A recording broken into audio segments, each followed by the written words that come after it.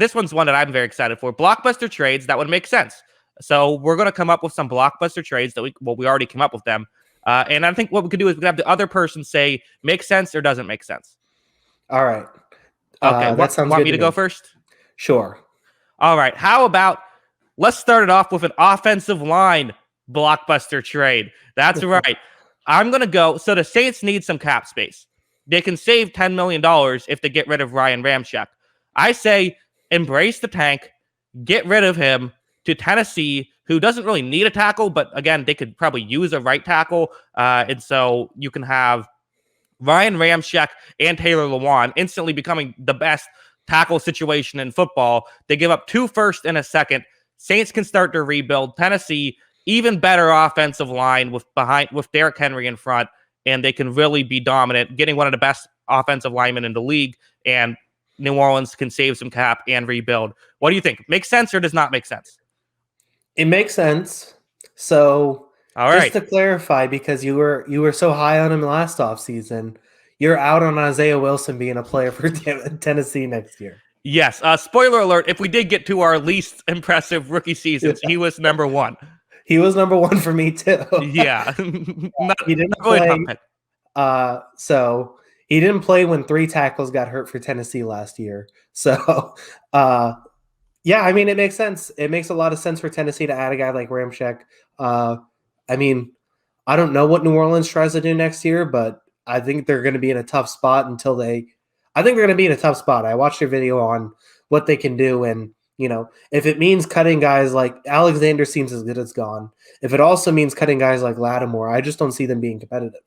Yeah, it might make sense to just trade Lattimore, trade Ramczyk, and just completely rebuild. But then again, they love to kick the can down the road and see if they can be competitive. Maybe Sean Payton says, hey, I'm going to try be successful one more year, and then I'll just go to the Cowboys after they fire McCarthy next year. Yeah. No, I think it does make sense. All right. So now, do you have a blockbuster trade that would make sense? All right. This one would make sense. This actually was kind of floated, but I don't think it's actually going to happen. But I think it does make some sense.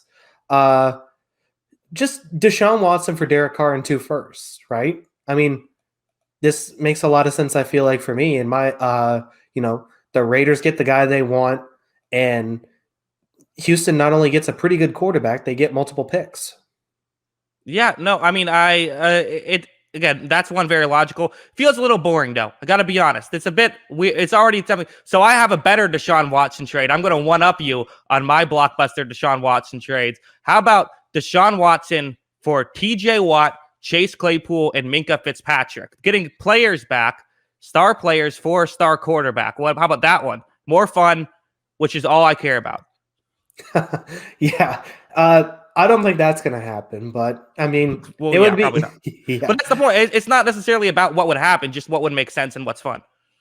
Yeah, I mean, that would be pretty wild if that ended up being a scenario. I mean, Pittsburgh's offense would be bored. I mean, they still wouldn't have a run game, but how do you defend that passing game? Yeah, Deshaun Watson he doesn't need a running. He clearly proven he doesn't need a run game. Yeah, no, I mean, I think Eli's not a fan of your trade. Yeah, he said, I wouldn't even want Watson for that. Yeah. People are saying horrible trade. I'm assuming people mean horrible trade for the Steelers, but you're getting a star quarterback for a star young quarterback. Yeah, but you're giving up a guy who, by some accounts, should be Defensive Player of the Year, and 2 more Pro Bowlers on top of that. So, what about just TJ Watt and Chase Claypool? You could talk me into that. I would have to have a meeting over it. I think that'd be a steal, but maybe I just overvalue the quarterback position. I don't know because no, I do think that's true. I think it would be a good deal, especially because they have so many defensive players. Like, I get TJ Watt's incredibly important, but like they still have a ton of guys on that defense that is still going to be good. All right, so my turn here.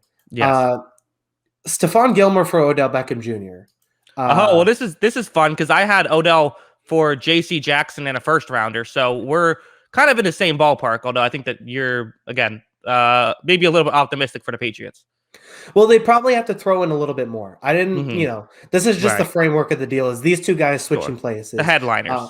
Yeah, exactly. So Odell Beckham, obviously, they need a number one receiver in New England. I think that makes sense as a situation to bring in a guy like Odell Beckham, who's still, I think, fantastic.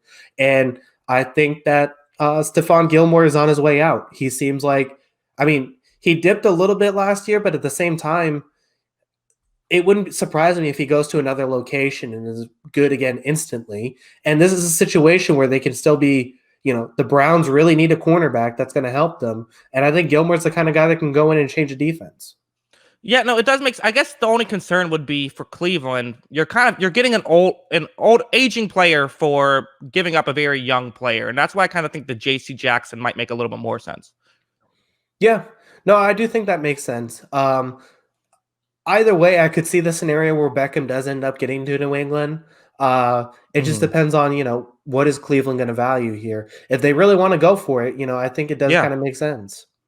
Yeah, absolutely. And the logic behind it, too, of this is a team that has I think the Browns, it almost feels like they have to get rid of Odell Beckham Jr. And not because I think that, they're a worse. I think if the Browns kept Odell Beckham, they would be better than, if Odell got hurt for the whole year and they were without him. I do believe that. But I also think that he can be more valuable to a different team than he would be to your team. So get rid of him and get fair value back, and then you can have a better team because of it. Yeah, and you're probably, even with a guy like Gilmore, still getting a draft pick. So, there's a scenario where you can still get a better team, help yourself in that secondary that's not good, and then get a later draft pick of a young guy. You can get a young corner in the 3rd round potentially, along with getting a guy like Gilmore. Exactly. So, since I gave you mine, we're going back to yours now. This is I believe you have two left, or am I 2 left, right? 2 left, yeah. Yeah. So I have another Odell trade here. Okay. And this is kind of just, so this is the framework of a deal again. This is the framework of the deal that's, so we got Fletcher Cox for Odell Beckham. Okay. This is the guy that I mentioned earlier. This is a team that could, revamp its defensive line or interior defensive line a little bit. Not that they need to get a whole lot of help there, but they could use a little bit of an upgrade. Getting a guy like Odell to Philly, you give Jalen Hurts a chance with as much talent around him as possible, and then you're getting a guy like Fletcher Cox who could still be a game changer in Cleveland. I like this. I like this a lot. The Eagles don't save that much money. I think they would actually lose some money by making this trade, so that's kind of an issue where they might need to throw someone else in to make this work. But other than the cap situation, just in a vacuum, this makes perfect sense, right? The Eagles could really use a great receiver. Odell's established, and that's something they really struggled with last year. So getting an Odell Beckham Jr., he could play against the Giants twice a year, get a revenge game that way, and Fletcher Cox, I think. Myles Garrett next to Fletcher Cox. You're going to have 9 offensive linemen out there to make it work against that. Yeah. That instantly becomes the best defensive line in the league, right? I don't know about best, but it's very, very good. Best one side of an offensive line in the league. Yeah. So it's an interesting team. Just one that I had. So that would be a fun one for me. Yeah, I love that one. All right. My last one, this is one that I really like. Green Bay, they could use a receiver. They never use their first rounders on receivers, so why not trade one for a receiver? How about a first, a second, and a third to Atlanta for Julio Jones? Jones getting up there in age. Atlanta might be looking to rebuild. They can save some cap this way. Green Bay gets now Julio Jones and Devontae Adams. Their offense was already the best in the league. You add Julio Jones to that, you're immediately favorites for a Super Bowl. Give whatever draft capital you have to make that happen. Yeah, it does make a lot of sense. Julio would definitely fit it. Devontae Adams and Julio Jones almost wouldn't be fair. That's a lot of draft capital, and I don't see Green Bay doing that, but that would be really fun to see those 3 guys on the same team. Yeah, Green Bay would be like, I'm not sure I can go more than a 4th here. Yeah, exactly. That'd be their that'd be their trade.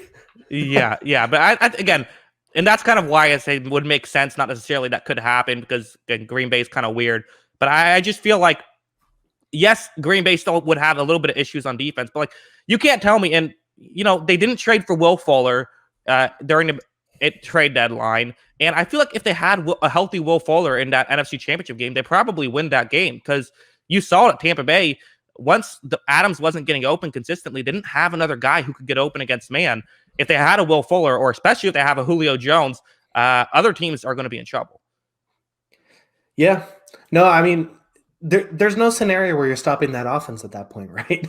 Even if they can find a way and bring back Aaron Jones with that team, even without Aaron Jones, how are you stopping that offense?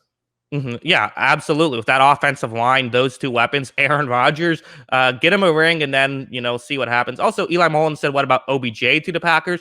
That makes sense too. I mean, that seems like either one, dealer's choice. When you're dealing, Julio Jones or Odell Beckham Jr., you're in a good spot. So we'll see what backup running back they select with their first round pick next year. Yeah, exactly. So the starting fullback for the Packers next year. Exactly. All right. So, okay. Final blockbuster trade. This is yours. What do you got? I'm not sure I love this one, but it'd be funny. So I'm just gonna say it because it'd be funny. Okay.